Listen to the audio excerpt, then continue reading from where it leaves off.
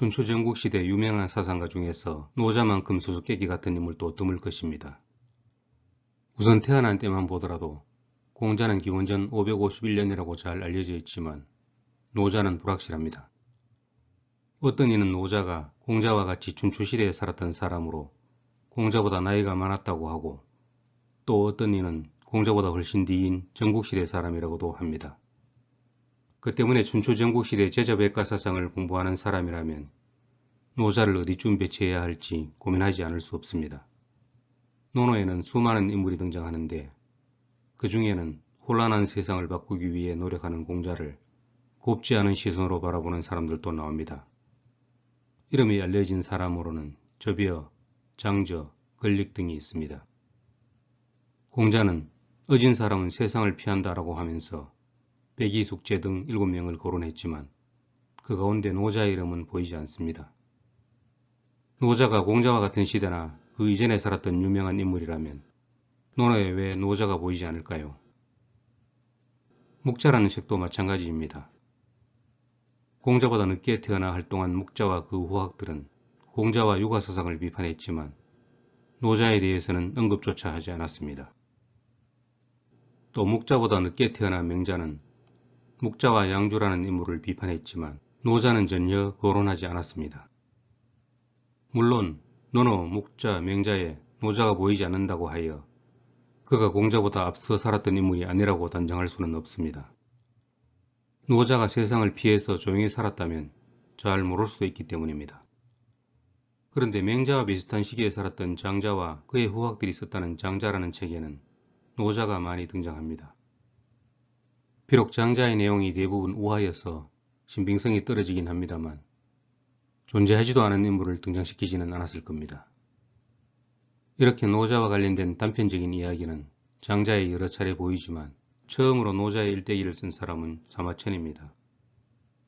사마천이 쓴 사기 노장신한일전은 이렇게 시작됩니다. 노자는 초나라 고현 여양 고길리 사람으로 성은 이씨, 이름은 이자는담이다. 그는 주나라의 장서실을 관리하는 사관이었다. 공자가 주나라에 가 머무를 때 노자에게 예를 묻자 노자는 이렇게 대답했다. 당신이 말하는 사람들은 이미 썩어 없어지고 오직 그들의 말만이 남아있을 뿐이오. 또 군자는 때를 만나면 달려가지만 때를 만나지 못하면 쑥처럼 이리저리 떠도는 모습이 되오. 내가 듣건대 훌륭한 상인은 물건을 깊숙이 숨겨두어 텅 빈 것처럼 보이게 하고 군자는 아름다운 덕을 지니고 있지만 모양새는 어리석은 것처럼 보인다고 하였소. 그대의 교만과 지나친 욕망, 위선적인 모습과 지나친 야심을 버리시오. 이러한 것들은 그대에게 아무런 도움도 되지 않소. 내가 그대에게 할 말은 다만 이것뿐이오. 공자는 돌아와서 제자들에게 자신이 만났던 노자는 마치 용 같은 존재였다고 말했습니다. 사마천의 이야기는 계속됩니다. 노자는 도와 덕을 닦고 스스로 학문을 숨겨 명성을 없애는 데 힘썼다. 오랫동안 주나라에서 살다가 주나라가 쇠락해가는 것을 보고는 그곳을 떠났다. 그가 함곡관에 이르자 관령 윤희가 말했다. 선생께서는 앞으로 은둔하려 하시니 저에게 억지로라도 책을 지어주십시오. 그리하여 노자는 책 상하편을 지어 도와 덕의 의미를 5천여 자로 말하고 떠나갔다. 그 뒤로 그가 어떻게 여생을 살았는지는 아무도 모른다. 어떤 사람에 의하면 노래자도 초나라 사람으로 책 15편을 지어 도가에 쓰임을 말하였는데 공자와 같은 시대 사람이라고 한다. 대체로 노자는 160여 살 또는 200여 살을 살았다고 하는데 그가 도를 닦아 수명을 연장하였기 때문이라고 한다. 공자가 죽은 지 129년 되던 해 사서의 기록에 의하면 주나라 태사담이 진나라 헌공을 만나 이렇게 말했다. 처음에 진나라는 주나라와 합쳤다가 500년이 지나면 나뉘고 나뉜 뒤 70년이 지나면 패왕이 나올 것이다. 어떤 사람은 담이 바로 노자라고 하고 어떤 사람은 그렇지 않다고 한다. 이 세상에는 그것의 옳고 그름을 아는 이가 없다. 노자는 숨어 사는 군자였다. 노자의 아들은 이름이 종인데 종은 위나라 장군이 되어 단간을 봉토로 받았다. 사마천은 노자의 후손이 계속 이어져 자신이 살았던 한나라 때에는 제법 높은 벼슬을 했다고 하며 마지막으로 이렇게 말했습니다. 세상에서 노자의 학문을 배우는 이들은 유가 학문을 내치고 유가 학문을 배우는 이들은 역시 노자를 내쳤다. 길이 다르면 서로 도모하지 않는다. 라는 말은 아마도 이러한 것을 두고 한 말일 것이다. 이인은 하지 않는 것으로서 저절로 교화되게 하고 맑고 고요하게 있으면서 저절로 올바르게 되도록 했다. 사마천은 그래야 부분과 뒷부분에 노자의 출생지, 본명, 직업을 비롯하여 후손들의 이름까지 자세하게 기록했지만 가운데 부분에서는 헷갈리게 써놓았습니다. 노래자라는 사람을 언급하기도 했고 전국시대 진나라 흥공 때 사람인 태사담이 노자일지도 모른다고 했으니 말입니다. 사마천도 노자가 누구인지 확신할 수 없었습니다. 기원전 1, 2세기경 한제국의 태사랑 신분으로 궁궐에 소장된 수많은 자료를 접할 수 있었던 사마천이 노자를 알 수 없었다면 후세 사람들이 노자를 알기는 훨씬 더 어려울 수밖에 없습니다. 공자가 노자를 만났다는 이야기는 사기 공자세가에도 보입니다. 노나라의 귀족인 남궁경숙이 군주의 허락을 받아 공자와 함께 주나라에 갔고 그때 공자가 노자에게 예를 물었다는 내용입니다. 그러나 공자의 진면목을 복원하고자 했던 청나라 고중학자 최술은 모두 부질없는 소리라고 했습니다.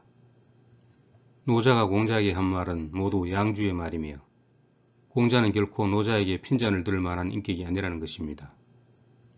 또 공자가 옛날 현인이나 당시 귀족들을 칭찬한 내용은 모두 논어에 실려 있는데 노자를 칭송했다면 왜 논어에 한마디도 싣지 않았느냐는 것입니다. 아울러 도덕경은 누가 지었는지 알 수 없지만 분명한 사실은 틀림없이 양주의 무리들이 허위로 가탁한 책이라고 단정했습니다. 그럼 사마천은 왜 이렇게 썼을까요? 20세기 중국의 대표적인 철학자 펑유라는 사마천이 전국시대의 실존 인물인 이이와 전설상의 인물인 노담을 같은 사람으로 오인했기 때문이라고 했습니다.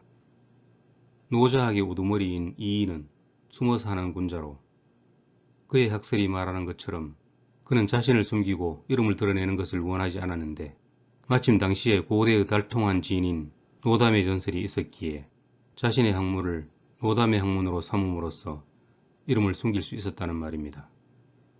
그러나 이러한 설명조차 기록의 결손과 부족한 증거문헌 때문에 오류가 있을 수 있고 도덕경이라는 저서 또한 한 개인이 완성했다고 볼 수는 없다고 덧붙였습니다. 다음으로 역사학자이자 고전 해설가인 이중태는 이렇게 설명합니다. 대략 춘추시대 말기에 노자 또는 노선생이라고 불리던 사람이 분명히 있었고 그는 지혜가 뛰어나서 공자도 가르침을 청할 정도였으며 그가 저서를 남겼는지는 정확히 알 수 없지만 말은 구전으로 남아 대대로 전해졌다는 것입니다.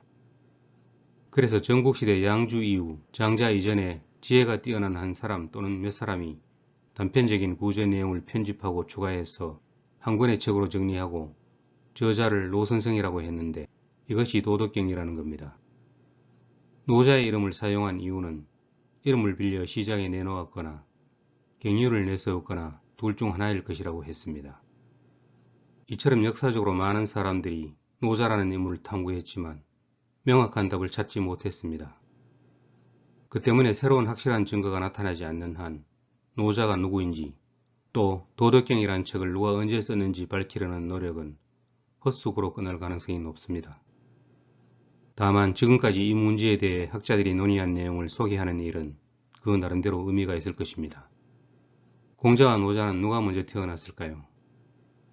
육아의 경전인 예기에도 공자가 노자에게 여러 차례 장례 치르는 예의인 상례를 묻는 대목이 나오므로 노자가 공자보다 먼저 태어났을 가능성은 높지만 확실한 근거는 없습니다.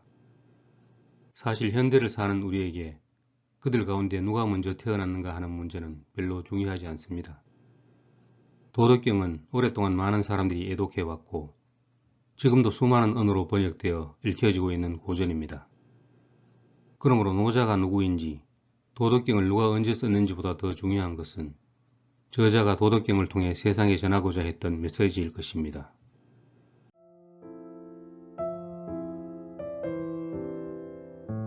노자 도덕경, 어떤 책을 읽을까? 여러분은 노자 도덕경을 읽어보셨는지요? 읽으셨다면 누가 쓴 어떤 책이었으며 그 책을 다른 사람에게도 추천하고 싶으신지요? 제가 처음부터 이런 질문을 하는 이유는 노자 또는 도덕경이라는 이름으로 시중에 유통되는 책의 종류가 너무 많고 판본도 다양하기에 여러분은 어떤 책을 읽으셨는지 궁금했기 때문입니다. 노자와 관련된 영상에서 소개했듯이 학자들은 노자가 누구인지는 단정하지 못하지만 노자라는 책은 전국시대 작품으로 보고 있습니다. 구체적으로 공자 이후, 장자 이전, 그리고 묵자와 양주보다 조금 늦은 시기에 저술된 것으로 봅니다. 장자라는 책에는 노자의 내용을 인용해 놓은 부분이 많으므로 장자와 그의 후학들은 분명 노자를 보았을 텐데 그들이 본 노자는 대부분 대나무 조각인 죽간에 쓰여 있었을 겁니다. 시간이 지나며 노자의 뜻을 알기 쉽게 풀이한 책들이 하나씩 생겨났는데 현존하는 최초의 노자 해설서는 전국시대 말기에 쓰인 한비자의 해로편과 유로편입니다. 해로는 노자를 해설한다는 뜻이며 유로는 노자를 비유한다는 뜻입니다. 역사적인 사건이나 전설들을 인용한 후에 그러므로 노자가 이렇게 말했다라는 식입니다. 그러나 한비자의 두 편은 저자의 필요에 따라 노자의 일부 구절만 해석하고 설명했을 뿐입니다. 노자를 온전하게 해석한 책으로 가장 오래된 것은 저자가 명확하지 않은 하상공주이고 그 다음은 왕필의 노자주입니다.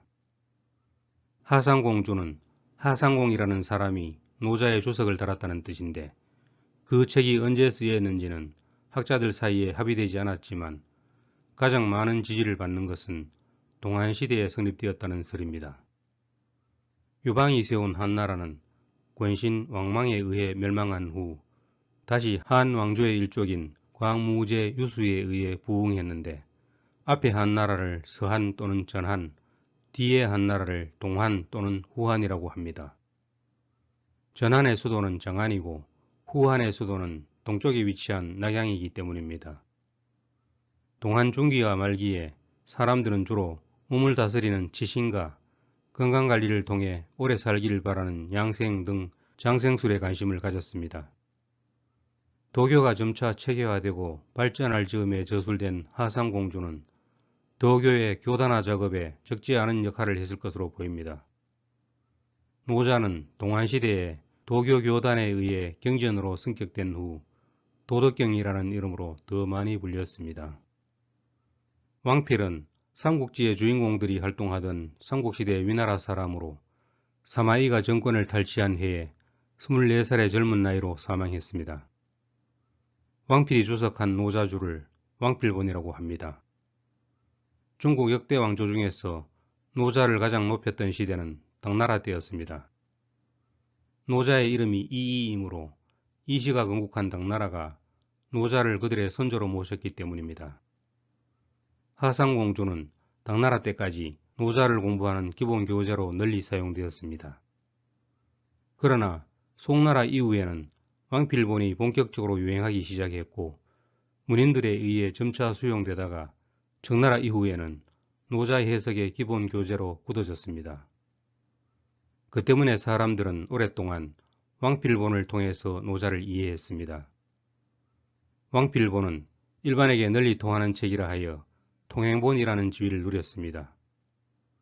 그런데 20세기에 들어와 두 차례 깜짝 놀랄 만한 발견이 있었습니다. 1973년 12월 중국 호남성 장사의 마왕태에서 방공호를 파던 도중 한나라 문제 때 것으로 보이는 묘를 발굴했는데 거기서 중요한 고대 서적들과 함께 두 벌의 노자가 나온 것입니다. 비단에 쓰여 있어서 백서본이라고 하며 그 가운데 글자체가 오래된 것을 백서갑본, 비교적 후대의 것을 백서을본이라고 합니다. 글자체와 피의법을 종합하면 갑본은 진시황이 제위에 오른 기원전 247년 이전에 성립된 것으로 보이고 을본은 한고조 유방이 사망한 기원전 195년 이전에 한나라 초기에 기록된 것으로 추정된다고 합니다. 피비는 책을 쓸 때 군주의 이름이 들어있는 글자를 피해 쓰지 않고 그 뜻이 손상되지 않는 범위 내에서 다른 글자를 쓰는 것을 말합니다. 예를 들어 한고조 유방이 집권할 때에는 유방의 이름 나라방자 대신에 나라국자를 썼고, 한문제 유황 때에는 그의 이름 항상항자 대신에 항상상자를 썼습니다.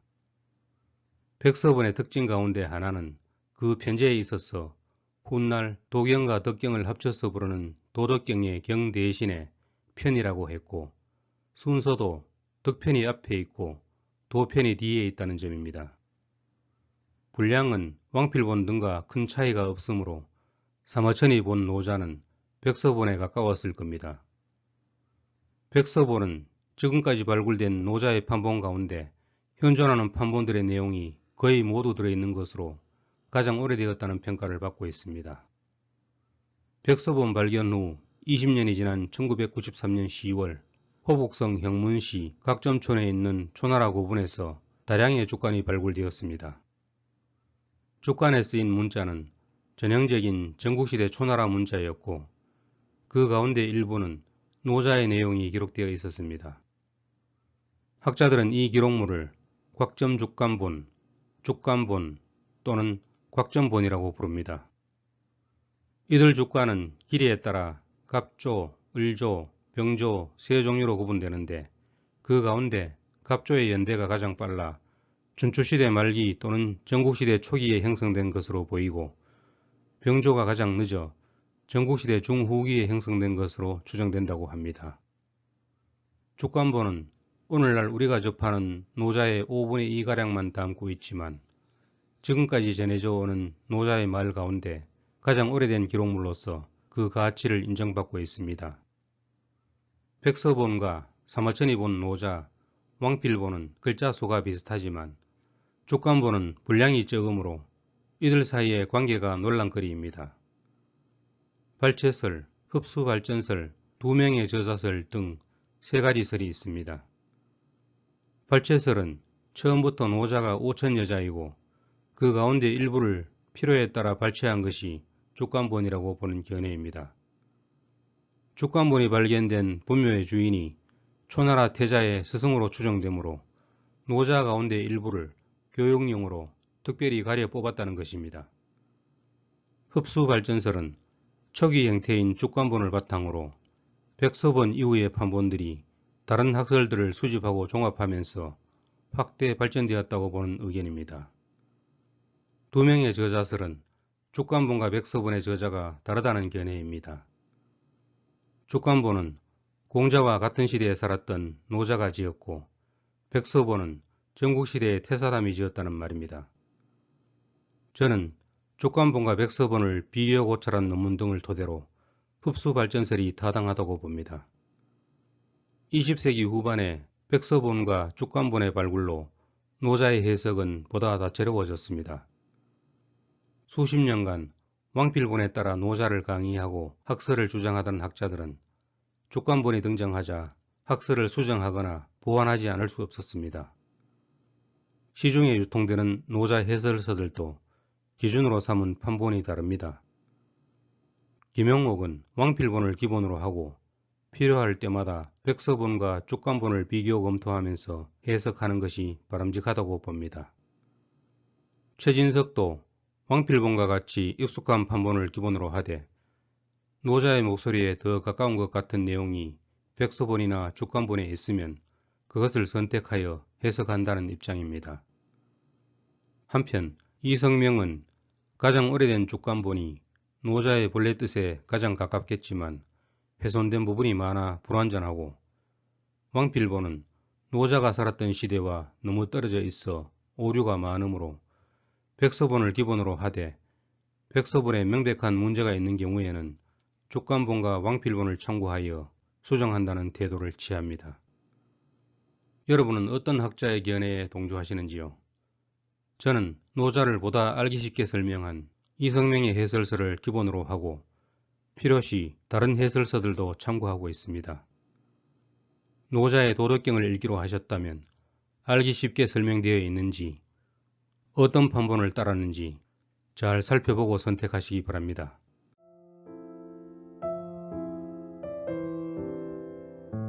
무엇이 참된 도인가?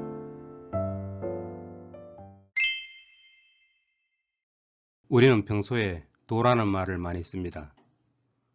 도를 닦는다고 하기도 하고 도를 통했다고 하기도 합니다. 오래전에 길을 걷는데 어떤 사람이 다가와 도가 뭔지 아시느냐고 말을 건 적이 있었습니다. 관심은 있었지만 그런 식의 접근이 싫어서 잠시 대화만 나눴는데 그들이 말하는 도는 어떤 도였을까요?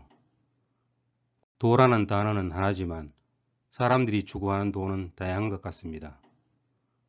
육아의 가르침 가운데 사람은 배우지 않으면 도리를 모른다 라는 말이 있듯이 논어의 첫 구절은 배울 학으로 시작하지만 노자의 첫 구절은 도로 시작합니다. 도가도 비상도, 명가명 비상명이라는 유명한 문장으로 시작하는데 제1장 전체 내용은 다음과 같습니다. 도라고 말할 수 있는 도는 참된 도가 아니고 무엇으로 불릴 수 있는 이름은 참된 이름이 아니다. 하늘과 땅이 생기기 전에는 이름이 없고 만물이 생기고 나서야 이름이 있게 되었다. 그러므로 늘 욕심이 없으면 그 신묘함을 보게 되고 늘 욕심이 있으면 그 껍데기만 보게 된다. 이 둘은 같이 나왔지만 이름만 다를 뿐이어서 현묘하다고 말한다. 현묘하고 또 현묘하니 온갖 오묘한 것들이 들고 나는 문이다. 제1장 어디를 봐도 도가 무엇인지를 명쾌하게 설명해 놓지 않았습니다. 이것이 노자 스타일이라고나 할까요?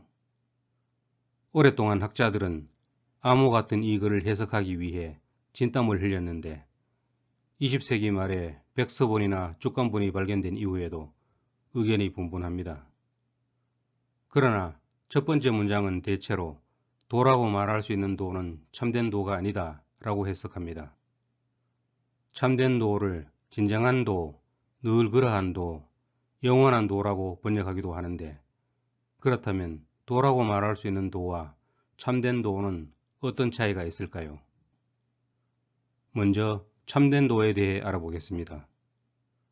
도덕경이라고도 불리는 노자 81개 가운데 도라는 이름을 왜 사용했는지 분명하게 밝힌 곳은 제25장의 첫 번째 단락이며 내용은 이렇습니다.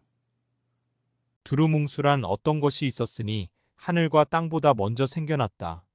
소리도 없고 형체도 없네. 우뚝 서서 변하지 않으며 미치지 않은 곳이 없으면서도 멈추지 않으니 이 세상의 어미가 될 수 있다. 나는 아직 그 이름을 모르니 그저 임시로 도라고 부르고 또 억지로 이름 붙여 크다고 말할 뿐이다. 볼 수도 들을 수도 없어서 인식하기 어렵고 하늘과 땅보다 먼저 생겨나 세상의 의미가 될 만한 어떤 것이 있는데 그것을 무엇이라고 불러야 할지 몰라 임시방편으로 도라고 부른다는 말입니다.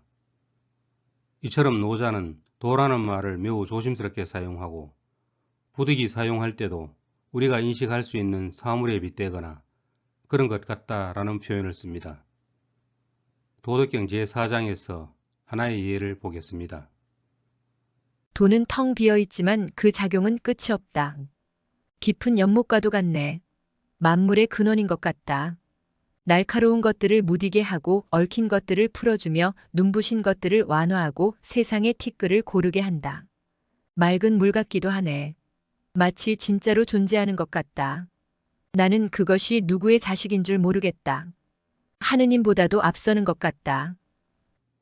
도를 많은 생명체를 품고 있는 깊은 연못, 존재 여부를 파악하기 힘든 맑은 물에 비유합니다.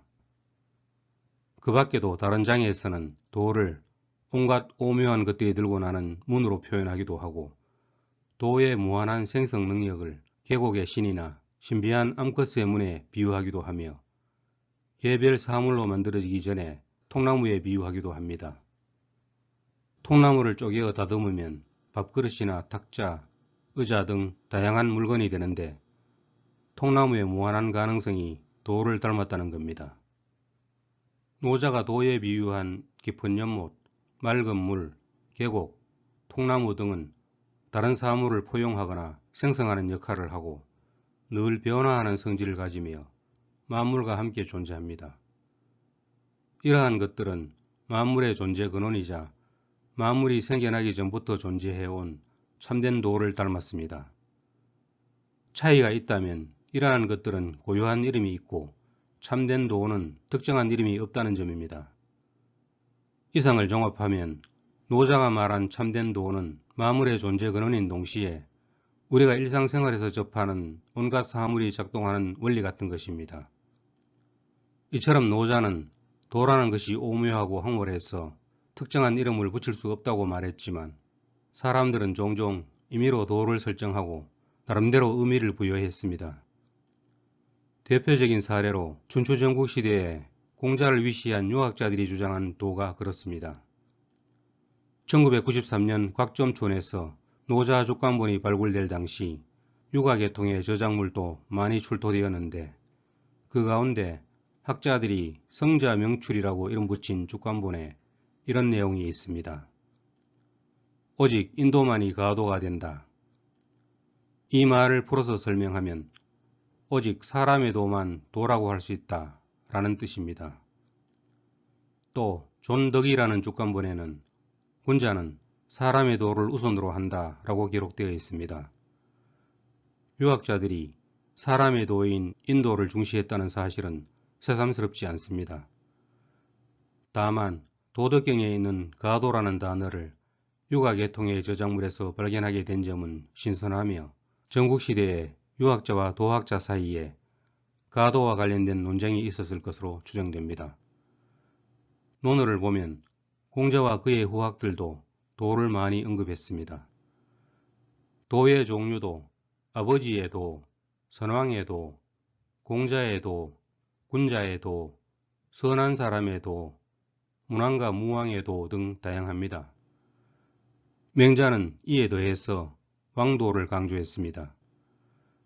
공자는 도가 있는 사람에게 나아가 자신을 바로잡는다 라고 했고 아침에 도를 들으면 저녁에 죽어도 좋다 라고 했습니다. 공자가 바람직하다고 본 세상은 인의 근본인 효제로 충만한 세상, 각자가 본분을 잘 지키는 질서가 잡힌 세상일 것입니다. 공자는 사람의 힘으로 그런 세상을 만들 수 있다고 보았습니다. 이것은 그가 사람이 도를 넓히는 것이지 도가 사람을 넓히는 것이 아니다라거나 이 세상에 도가 있었다면 내가 바꾸려고 하지도 않았을 것이다 라고 한 말에서도 알 수 있습니다. 자공이 선생님께서 본성과 천도를 말씀하시는 것은 듣지 못했다 라고 말했듯이 공자는 확실히 사람의 도인 인도를 추구했습니다. 이에 비해 노자가 말하는 참된 도는 하늘의 도인 천도라고 할 수 있습니다. 도덕경 제77장에 천도와 인도를 비교하는 내용이 있습니다. 하늘에 도는 활을 당기는 것과 같다. 높은 것은 내리누르고 낮은 것은 들어올리며 남는 것은 덜어내고 모자란 것은 보태준다. 그러므로 하늘의 도는 남는 데서 덜어내어 모자란 것에 더해준다. 그러나 인간의 도는 그렇지 않으니 모자란 데서 덜어내어 남는 데에 바친다. 누가 남음의 상태에서 하늘의 도를 본받을 수 있는가? 오직 도를 지닌 사람뿐일 것이다. 그러므로 성인은 행위하고도 공을 소유하지 않고 공을 이루고도 거기에 머무르지 않는다. 이처럼 성인은 자신의 어질을 드러내려 하지 않는다. 노자가 보기에 하늘의 도는 조화와 균형을 지향하는 반면 사람의 도는 조화롭지 않고 어느 한쪽으로 치우쳐 있습니다. 가진 자가 더 가지려고 하는데 요즘 말로 표현하면 부익부 빈익빈의 심화 현상입니다. 그렇다면 노자는 왜 참된 도를 말했을까요? 제25장 뒷부분에 이런 표현이 있습니다. 사람은 땅을 본받고 땅은 하늘을 본받으며 하늘은 도를 본받고 도는 저절로 그러함을 본받는다. 노자가 말하는 도는 저절로 그러한 자연 그 자체이며 앞에서 천도와 인도를 비교한 글에서 보았듯이 사람은 자연을 본받아 사는 게 가장 바람직하다고 보았던 겁니다.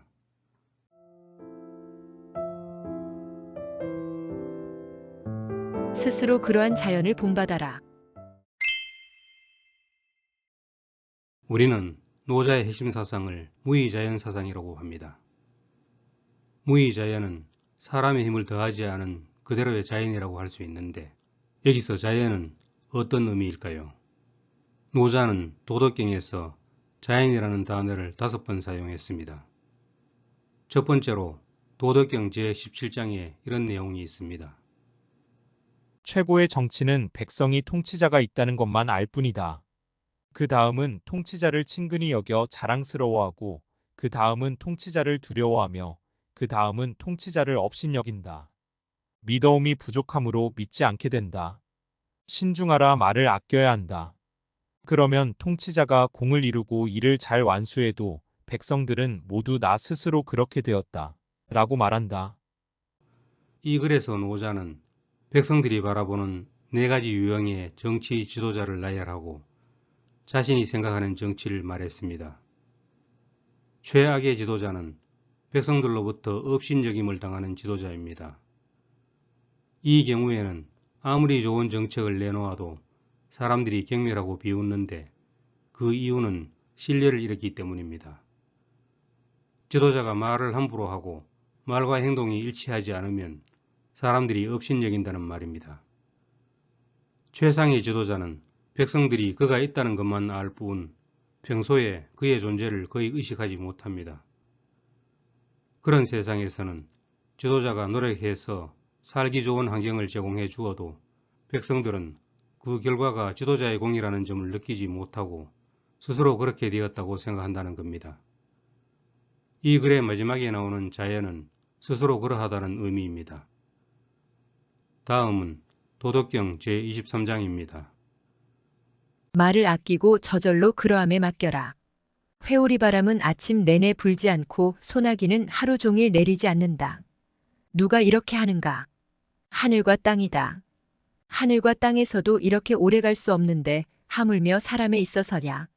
그러므로 도를 따르는 사람은 도와 같아지고 덕을 추구하는 사람은 덕과 같아지며 이를 좇는 사람은 잃어버리게 된다. 도와 하나가 되면 도도 기꺼이 받아들이고 덕과 같아지면 덕도 기꺼이 받아들이며 이를 잃는 일에 같이 하면 바로 잃어버리게 되니 믿음직하지 못함으로 불신이 있다. 이 글에서 자연이라는 단어는 첫 구절에 있습니다.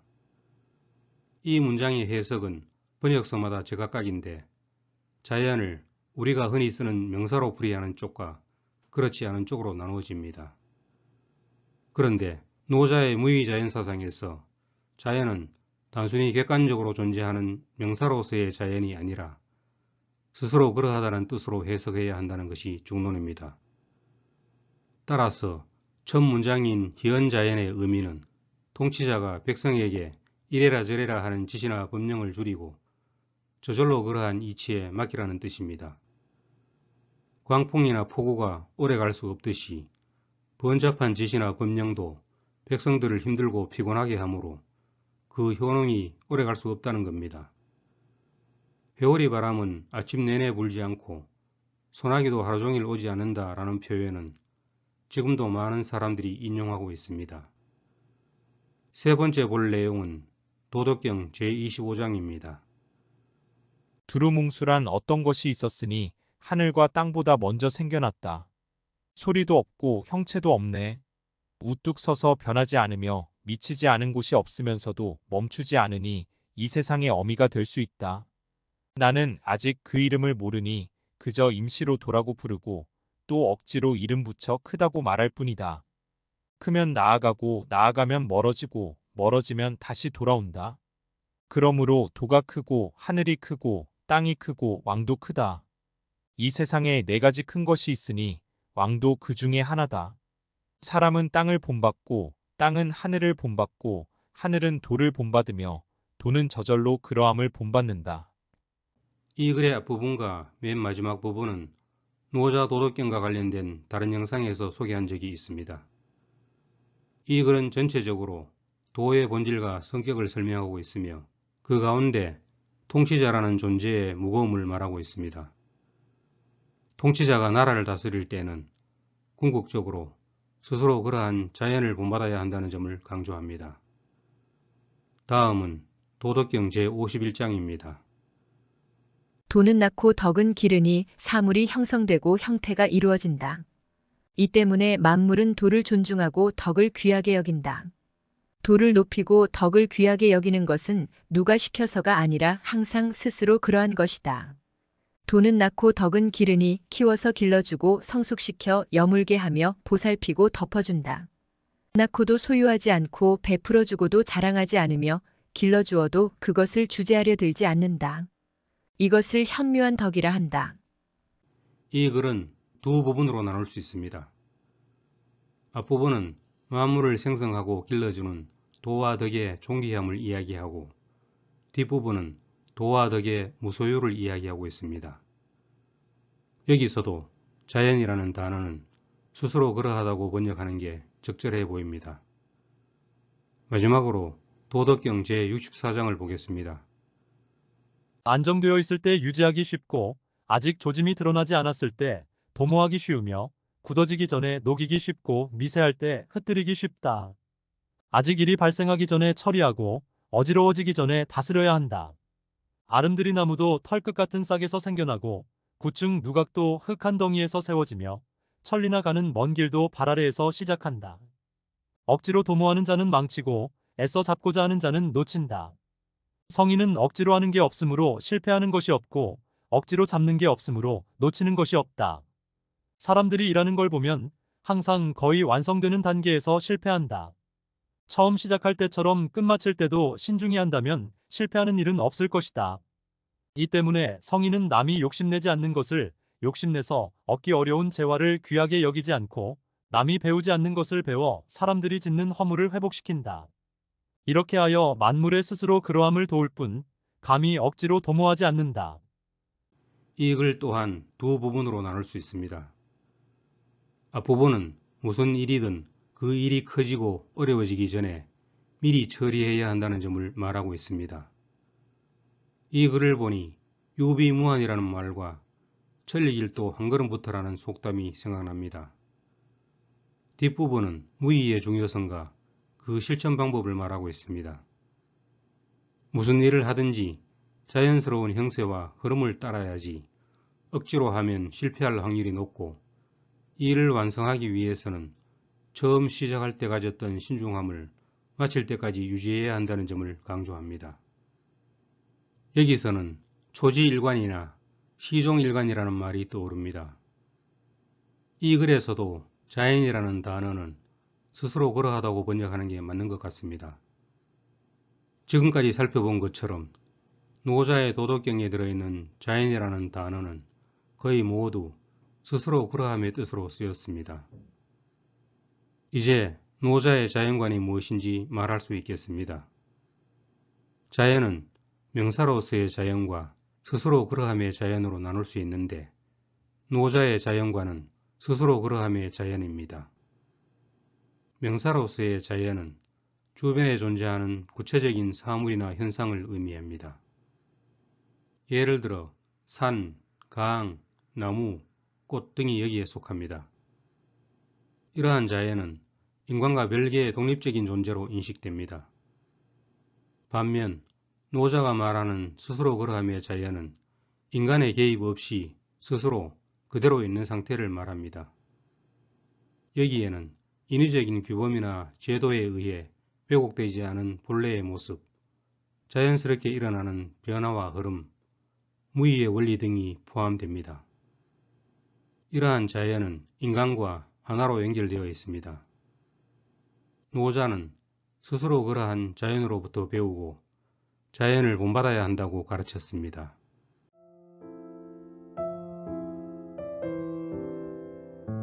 무의를 실천하면 하지 못할 게 없다. 노자의 핵심 사상을 무의자연사상이라고 합니다. 여기서 무의는 무슨 뜻일까요? 우리가 일반적으로 쓰는 무의는 글자 그대로 아무것도 하는 일이 없다라는 뜻입니다. 예를 들어 하는 일이 없이 놀고 먹는 것을 무의도식이라고 하지요. 그러나 노자 철학에서 말하는 무의는 다릅니다. 먼저 도덕경 제29장 앞부분을 보겠습니다. 천하를 취해서 뭔가 하려고 하는데 내가 보기에 그렇게 될 수가 없다. 천하는 신령스러운 물건이라 억지로 도모할 수 있는 게 아니기 때문이다. 억지로 하려 하면 실패하고 애써 잡으려고 하면 놓친다. 이 글에서 노자가 강조하는 것은 세상은 신령스러워서 사람이 억지로 치유하거나 인위적으로 다스릴 수 없다는 겁니다. 여기서 뭔가 억지로 도모하는 것이 위 또는 가위입니다. 노자가 살았던 춘추전국 시대에도 그랬지만 야심을 가진 인물들은 나름대로 명분을 내세워 전쟁을 일으켰고 그 중에는 어느 정도 목적을 달성한 이들도 있었습니다. 그러나 춘추 오패와 진시황의 사례에서 보듯이 그들의 성취는 오래가지 못했습니다. 노자의 말처럼 세상은 신령스러워서 억지로 도모할 수 있는 것이 아니기 때문입니다. 다음으로 도덕경 제37장을 보겠습니다. 도는 항상 억지로 하지 않지만 하지 못하는 게 없다. 군주가 이 도를 잘 지킨다면 만물은 저절로 변화할 것이다. 저절로 변화하고 있는데도 욕망이 일어난다면 나는 무명의 통나무로 그것을 억누를 것이다. 무명의 통나무로 억누르면 욕망이 일어나지 않을 것이요. 욕망하지 않은 채 고요하게 있으면 천하가 저절로 안정될 것이다. 제후와 왕을 뜻하는 후왕, 즉 통치자가 도를 본받아 어떠한 자기도 일삼지 않고 백성을 다스리면 백성들이 저절로 변화하고 세상은 저절로 안정된다는 말입니다.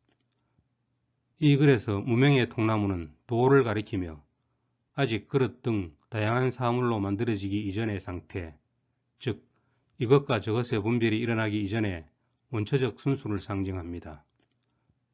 통치자가 일부러 뭔가를 하지 않아도 잘 다스려지는데 그 과정에서 억지로 어떤 일을 하고 싶은 욕망이 생기면 다시 도가 무엇인지 되돌아보고 욕망을 억제해야 된다는 말입니다. 여기서는 욕망을 가지고 뭔가 억지로 하지 않는 것을 무의라고 표현했습니다. 무의의 반대말인 위 또는 유의는 단순히 일상적이고 직업적인 분야에서 힘을 쓴다는 뜻에 한정하지 않고 자신의 뜻대로 물건을 만들거나 특정한 방향으로 사회를 이끌어가려는 욕망, 의지, 목적 등을 가리킵니다. 그러므로 유의의 반대말인 무의는 아무것도 하지 않는다는 뜻이 아니라 억지로, 인위적으로 하지 않는다는 뜻입니다. 노자가 말한 참된 도에 대응하는 것이 육아의 인도라면 무의에 대응하는 것은 인의 또는 유의입니다. 무의와 유의의 관계를 잘 보여주는 곳이 도덕경 제38장이며 앞부분의 내용은 이렇습니다. 상덕은 덕을 내세우지 않으나 덕이 있다. 하덕은 덕을 잃지 않으려 하지만 오히려 덕이 없다. 상덕을 지닌 사람은 억지로 하지 않고 의도하는 것도 없다. 하덕을 지닌 사람은 억지로 하고 의도하는 것도 있다. 상인을 행하는 사람은 억지로 하지만 의도하는 것은 없다. 상의를 행하는 사람은 억지로 하고 의도하는 것도 있다. 상해를 행하는 사람은 억지로 할 뿐만 아니라 따라오지 않으면 팔을 걷어붙이고 잡아당긴다. 노자는 먼저 덕을 상덕과 하덕으로 나누었습니다.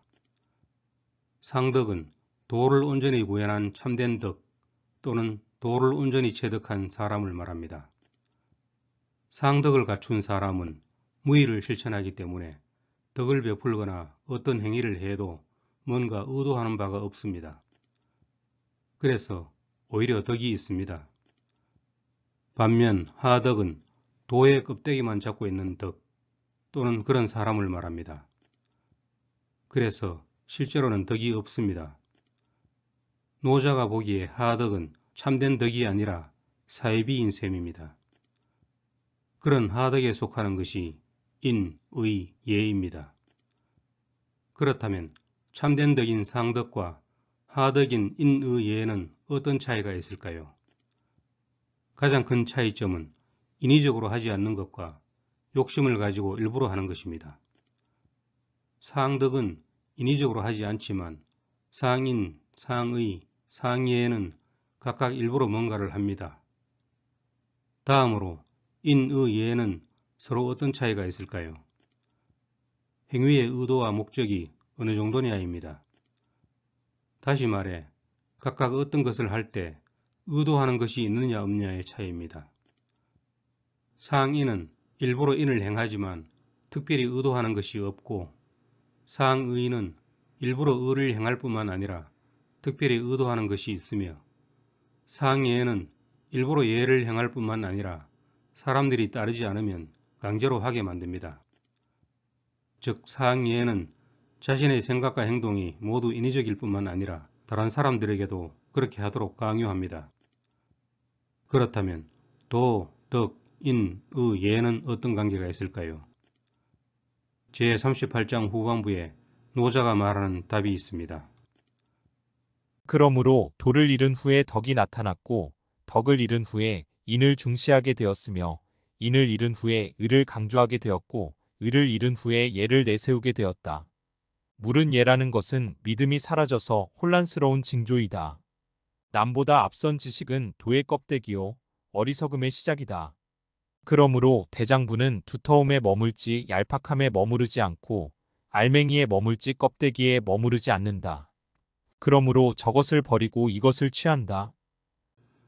노자는 공자와 그의 후학들이 중시하는 인, 의, 예는 참된 도와 덕이 쇠퇴한 뒤에 순차적으로 나타났고 사람들이 일부러 만든 것이라고 보았습니다.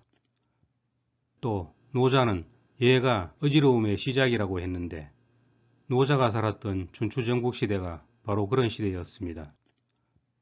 사실 어떤 사회가 예의를 강조할 정도면 그 사회는 이미 무질서하고 어지러운 사회라고 할 수 있겠지요. 도덕경 제18장에 참된 도가 사라지면 인과 의가 생겨나고 지혜가 출현하면 큰 거짓이 생겨나며 가족들이 화목하지 못하면 효도와 자해가 생겨나고 국가가 혼란하면 곧은 신화가 생겨난다 라고 한 말도 비슷한 이야기입니다. 그래서 노자는 무의가 유의를 이길 수 있다고 했는데 다음은 도덕경 제43장에 있는 내용입니다. 세상에서 가장 부드러운 것이 가장 단단한 것을 부리고 형체 없는 것이 틈새 없는 사이로 비집고 들어가니 나는 이로써 무의의 유익함을 안다. 그러나 말 없는 가르침과 무의의 이로움을 세상에 행하는 이가 드물다. 이 글에서 연상되는 사물은 물입니다. 물은 구체적인 형상을 지닌 사물 가운데 가장 여리고 부드럽고 거의 무형에 가까우므로 노자는 은연중 무의의 대명사로 물을 활용했습니다. 형태가 없고 자신을 고집하지 않는 물은 어디든 비집고 들어갈 수 있으며 심지어 빈틈이 없어 보이는 쇠나 돌에도 침투할 수 있습니다. 그래서 노자는 도덕경 제78장에서 세상에서 물보다 부드럽고 약한 것은 없지만 단단하고 강한 것을 치는데 물을 이길 것은 없다. 어떤 것도 물을 대신할 수 있는 것은 없다 라고 말했습니다. 한편 노자는 도덕경 제48장에서는 이렇게 말합니다. 학문에 힘쓰면 날마다 쌓아가고 도에 힘쓰면 날마다 덜어낸다. 덜어내고 또 덜어내어 무위의 경지에 이르나니 억지로 하지 않으면 무슨 일이든 못하는 일이 없게 된다. 천하를 차지하는 것은 늘 일거리가 없도록 하는 것이니 일거리를 만들어내면 천하를 얻기에 부족하다. 흔히 조직이나 개인의 건세가 하늘을 찌를 때 무소불위의 권력을 행사한다고 합니다. 하지 못하는 일이 없다는 뜻이지요. 노자는 유가나 묵가가 중시하는 학문에 힘쓰기보다는 자연의 도를 따르면 결국 무의에 이르게 되고 무의하면 하지 못하는 일이 없다고 합니다. 노자가 말하는 무의 무불위에서 무불위는 무소불위와 같은 뜻이라고 할 수 있습니다. 또 노자는 장차 천하를 차지하려면 늘 일거리가 없어야지 일거리가 많으면 천하를 차지할 수 없다고 주장합니다. 무의 무불위와 천하를 차지한다는 표현은 매우 놀랍습니다. 노자는 매우 정치적인 인물이며 그가 참된 도와 무의를 주장한 이유는 장차 자연의 도를 따르는 훌륭한 인물이 나와서 전국시대의 혼란을 끝내주기를 희망했다고 볼 수 있습니다. 문제는 노자의 이런 가르침이 실현 가능한가 하는 점입니다.